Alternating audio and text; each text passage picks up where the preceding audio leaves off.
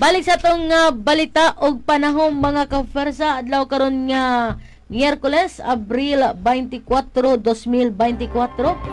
Apan swerte og mapasalamaton kita karong hapuna.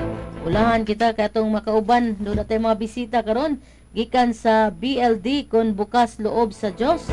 Aron tukion ang mga nagdayang programa sa BLD, ilabi na ni nagsingabot nga buwan sa Mayo kining gitawag og Flores de Mayo 2024 o mas na ilas kadaghanan nga Santa Cruzan 2024. Ato makauban karon ang ato ang magikan sa BLD, gikan sa BLD Mission Circle Shepherd, si Ma'am Cristel Aquino. Maayong hapon kanimo Ma'am Cristel. Maayong hapon, Ma'am Weng. O niya ato sang kauban murag naka-blooming man eh.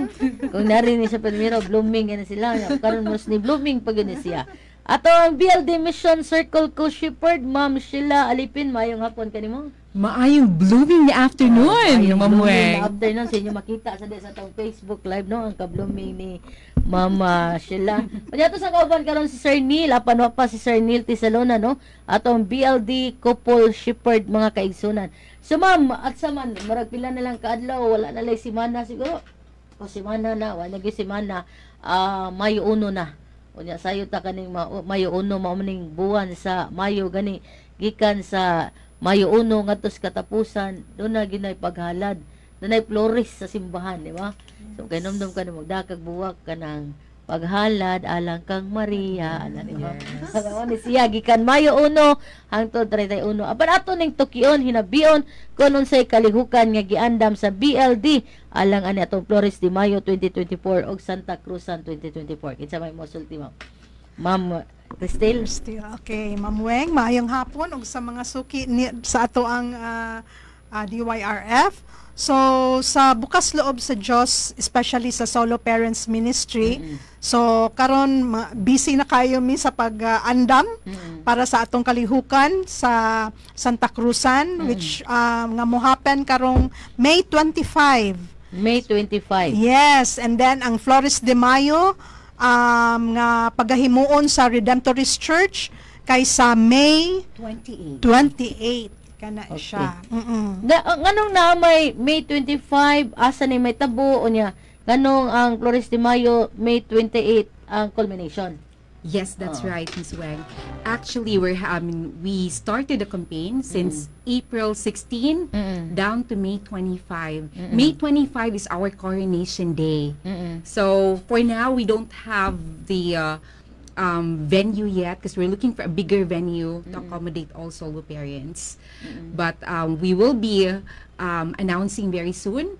But for the culmination of the Flores de Mayo that already entails, apart from the Santa Cruzan Queens, the Reina Elena, we also have angels for the Ave Maria. So that will be held in Redemptorist Church on May 28, ma'am. Ang kaning May 28. Yes. For May 25 mo man siya katong magpili ta, di ba? Reading beauty kon sa gani ma'am no, aning Santa Cruz ano?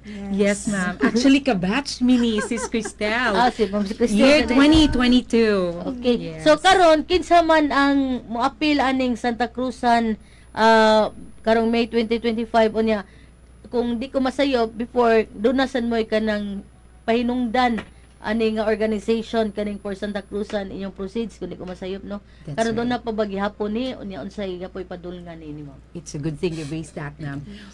Just like before, ma'am, we have 3 candidates. They are representing 3 apostolates since ang Solo Parent Ministry has 3 apostolates. That's the management, the Four Nation Apostolate, and Evangelization Apostolate. So if before, ma'am, the beneficiaries is the missionaries of like Tuburan.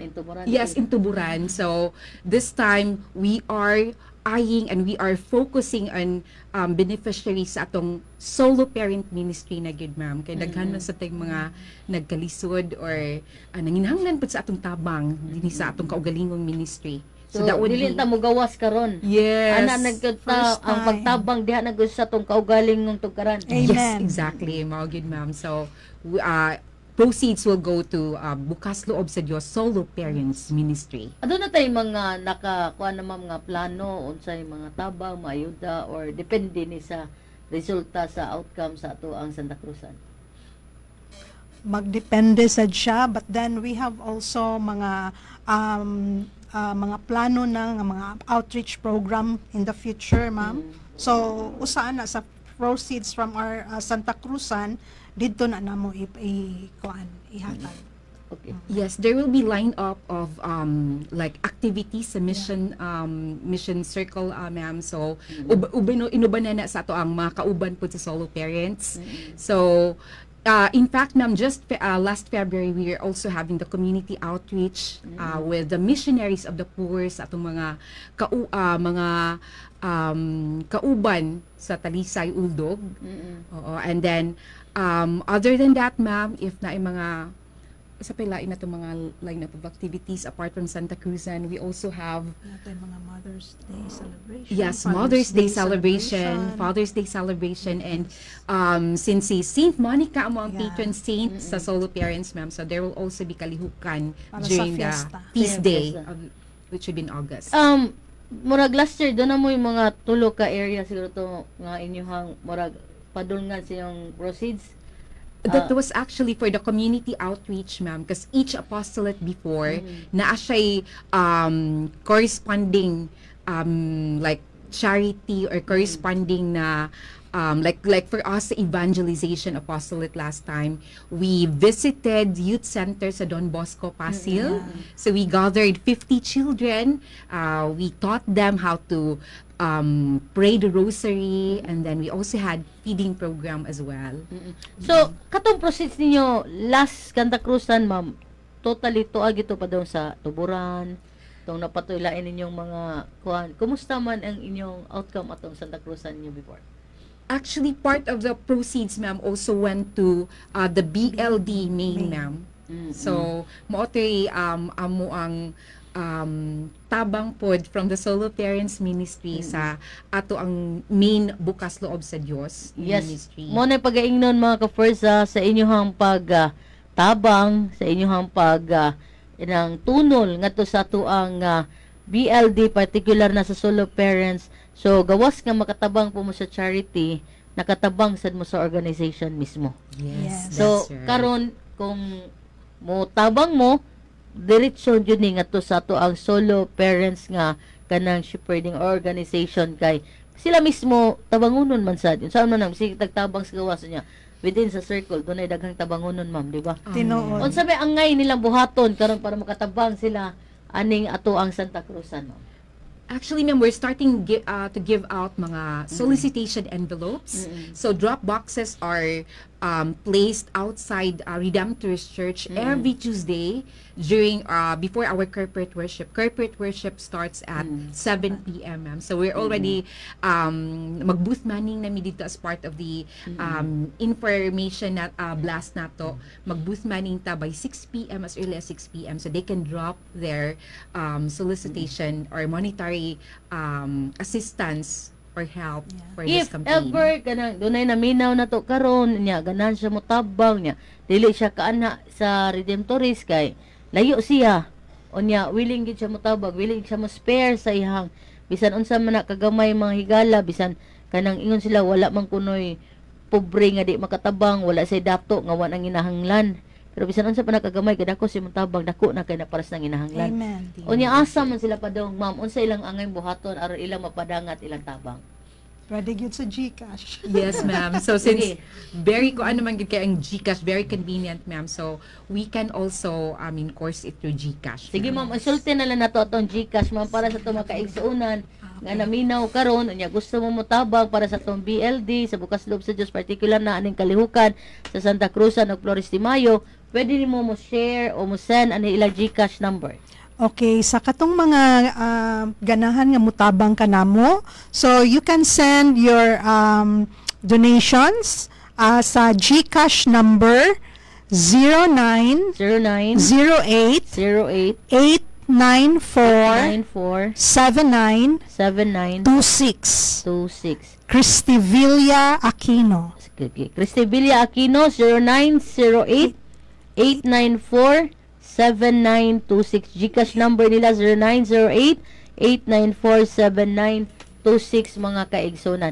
So karon man pila man gyud atong ginalantaw no nga mahimong proceeds nini unya pilay do na batay target unya target participants sad kun naa unya ato sa day acknowledge no ang presence ni Brother Nel Tizalunya atong BLD kanang couple shepherd ato sa ning pangayuan sa iyang pagkatahuran. Mayong hapon kanimo sir. Mayong hapon wen og sa tanan nimong tigpaminaw ni ami sa Bukas Loob kay among ipakita nimo ang among programa na sad na tinuig nga programa para sa kalambuan sa atong community.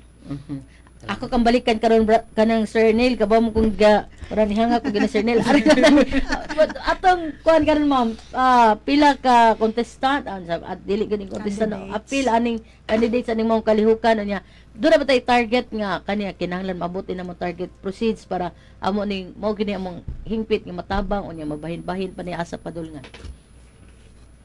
Very timely ang pag-abot ni Tito Nel. Kasi Tito Nel ang mo-address in that question. Yeah. Just like other last year, successful man gyud gyapon ta. Pero doon na tay mga beneficiaries ani. No, katong beneficiaries namo sa unang tuig mao gihapon ang mong pagkatagaan og ang sa amo sa ang kaugalingon nga community kay paggamitin namo sa evangelization, especially sa mga solo parents namo nga members nga maglisod sad. Sa muna siya among target gihapon nga medyo taas-taas atong target. So di kita kahisgot og cash kay something kuan na siya dili normal, but tanan nga members sa solo parents ministry puro good galihok ini kay para ni sa future sad sa ato ang community para sad maka-invite me sa ubang mga solo parents nga naa karon nga nagpaminaw nato, willing ra gid sad mi mo accept nila ug mo appeal sila. Kini ato gini interest na anam gini taga BLD dinhi. Tunag yung mga connotions nga ay dili lang ko magganahan ta ko mag BLD but para sa dato ra man ning BLD. So karon na mo si Sir Neil na si Ma'am kanang sila si Ma'am Cristel ato ginin tubagon kay basin day nay ganahan yung mosulod niya mayon sila pang dato ra ko ng BLD ma'am pero dato lang ni sila kuan nang kasing-kasing og lawas og beauty pero sa panerbisyo ato sila ipatubag. Ma'am, we would like to correct that misconception yun. So, sa pangan palang daan, bukas loob sa Diyos. So, we are open to everyone. So, dili ra na sa dato, dili ra na sa pobre. Actually, when I entered BLD 5 years ago, wala gyud ko nakabati diri. Wala gyud ko nakabati diri nga naay dato ug naay pobre kay murag patas sa gyud ang tanan sa mata sa Ginoo. Correct. So, the more that we are in the community, the more that we are driven with that energy to really drive more pa to really invite and entice more solo parents na mahimong part aning beautiful community here in BLD. Correct. Sir Neil, Sa ako sa pagsud nako sa BLD tinuod na nga daghang kay mosulti nga para elite ni siya nga grupo.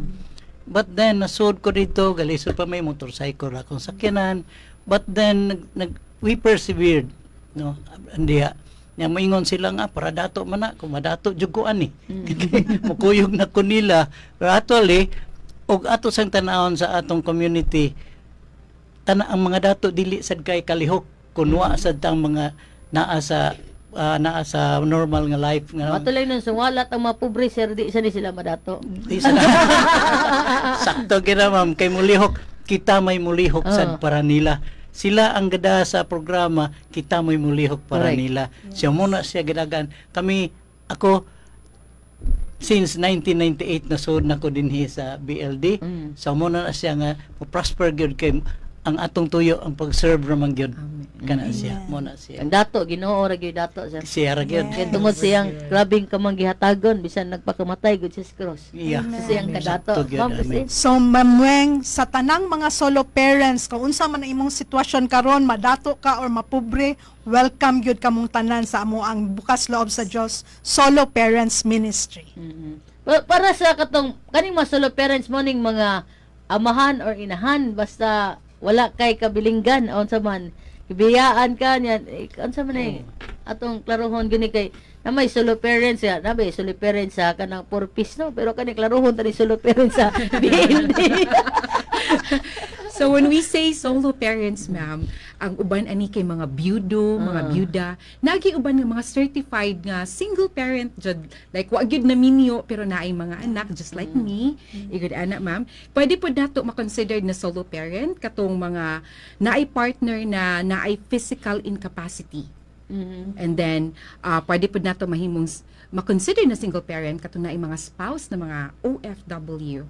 So and katong mga parents pod nga nag-adopt og they have adopted children, so they are also considered solo parents, so they are always welcome here in our community. And also mga separated. Separated. Pero atong klaruhon nga kaning mga poor parents dili na sila mahimong solo parents. Kaya na-adopt na nag-adopt ang mga kanom, no? Isa nila may mga anak kanina lang ang mga papapi. So atong klaruhon nga wala pa na consider karon as solo parents. Wala Wala pa pa. so far, good Sige, ma'am. ay mo kabalaka mga poor parents kay mas hindi ilan na i-reconsider sad. Kay kon ba ya ingon mo sa love all. Yes. One all. Yan sa may mga angay na to masayran para sa to mga suking tigpaminaw karon alang sa inyo pang mga kalihukan. Okay. In addition di ay sa ato akarong kalihukan nga naay kanang sa naghatag may mga solicitation letters, ma'am, or envelopes. We have also this bugas kada Martes. So mo sad na siya amo siyang gipahigayon every Tuesday sa ato ang corporate worship dito sa Redemptorist sa gawas before magsugod ang among corporate worship na dito'y booth. So pwede sila mo sponsor tag 305 kilos nga bugas. Dan amo dayon na siyang magpa-raffle mi og tulo ka buok, day mananaog tulo anang gabi una. Oo. So kung kinsa say willing nga mo sponsor og bugas, dawaton gyud namo. Asa ron si Power kay punto asam sila mo kontak ma'am or kinsa may lang kontakon kung doon na mo kuan diri na mo ingon nga nako 3 kilong bugas ako 5 kilong bugas ipadaan lang bugas lang or kwarta gyud atong kadawaton gyud pwede in cash or in kind. They can contact the same GCash number ni Sis Christy. Atong balik ko na iyang GCash number ha. Initabang nga inyo itabang para sa BLD Mission Circle Shepherd sa to solo parents para sa ilang Flores de Mayo o sa Santa Cruz ang 2024 pwede mo GCash or mo contact ani sa 0908 894-7926 0908-894-7926 Ma'am Christy Villa or Cristil Aquino. Cristil Aquino. Okay. And ma'am, apart from sponsoring rice for the Bugas kada Martes, any mass goers nga mo attend sa 7 p.m. mass there in Redemptorist Church every Tuesday, they can also buy tickets for just for 50 pesos for them to have that chance to bring home a 5 kilo rice. So doon ay kanang so tanan either motambong ka ng panahon na o nakay-ticket, so tanan gyud ay ticket. Yes. And have the chance to win. Yes. So para sa tumakaigsoonan nga naminaw karon unya murag ganyan na jud kumusod sa BLD kay murag gawas nga kanang mapahiyomon kayo mabutan magani atong mabisita karon. Unsay qualification asa sila moadto unsay angay nilang buhaton? Sige, solo parent. Okay. So, ma'am, usually we will be having our solo parents encounter. That's a weekend encounter. Usually it starts on a Friday till Sunday. So, usually, ma'am, that falls on October. So, we will be guesting here again, ma'am. Puhon. Puhon, gid ma'am. Pag start na ni sa mo ang weekend encounter for the solo parents. Okay. So, Unsa pa sir? Unsa pa to ang mga pahimangno, pahibalo o kanang invitation para sa itong mga kaigsunan pa? So, sa among programa karon naman tay mga beneficiaries na namin gitarget nga beneficiaries and welcome kaayo mutabang regarding ani nga matter. So, we hope na makasupport mo. So, we will be supporting other Catholic no mga members nato og even non-members atong masuportaan, and we would like to invite para sa solo parents encounter karon coming October. So usa ni sa fundraising namo nga activity para makatabang mi dito sa mga moapil unya sa atong encounter. Sa mo na siya usa na sa mong gipanglihok kay para mo gaan ang financial aspect na dahil napita. yes, Okay, ma'am. And of course, here in SPE, amo ang gibuhi nga tagline, ma'am, na give your share to show your care in honor of our Holy Queen, Mama Mary. Wow, give your share, paghatag sa inyong abot, pagpaambit sa inyong abot, Yes. pagpakita sa inyong Care. Yeah. pagamuma, Mhm. para sa ato ang mahal nga Birhen Maria. Amen. So, papasalamaton tagdako, no? From time to time, pwede rin mong mapahibaw sa inyong mga kalihukan. Ini sa Sibianan, DYRF Radio Forza. Unya, murag na pupos na mga itong oras. Unya, sangan sa General Manager, Father Philmar Fiel, SPD. Sangan sa akong sparring partner sa Pikas Tawag, Engineer Alfredo Dong Lapi. Sangan sa itong mabisita, Ma'am Cristel Aquino, atong BLD Mission Circle Shepherd. Ma'am Sheila Alipin, atong BLD Mission Circle Co-Shepherd. O ni Sir Nel Tizaluna, atong BLD Couple Shepherd. O atong mabisita karon gikan sa Bukas Loob sa Diyos, Solo Parent. O niya, kaninyong tanan daghan kayong salamat. Ay mo kalimot, Flores de Mayo, Santa Cruzan, karong May 25, sa 4th floor sa Executive Building, sa City Hall. Wala pa. For now, wala Wala pa sa pagkakaroon. Pero ang Flores de Mayo, ana, sa Redemptory. So, Church. sa May 25, wala pa asan dapita, pero sa una, kadito to sa City Hall. Yes. O niya, karong mangita sila dakong venue. O niya, ang Flores de Mayo, karong May 28 sa Redemptory Parish. Sa katong gusto mo tabang, gusto mo paambit, gusto mo hatag, ay mo kalimot 0908 894-7926 0908-894-7926. Iya ni Ma'am Cristel Aquino. Sangan sa kong kaubanan, kapursang Nonoy, kapursang Aram, kitawag ni kapursang Chaksita, kinis kapursang Rowena, kapustrano mo yung kanyo dagang salamat, may gabi mo sunod karon ang Santos nga misa gikan sa Cebu Metropolitan Cathedral. Balita o panahon.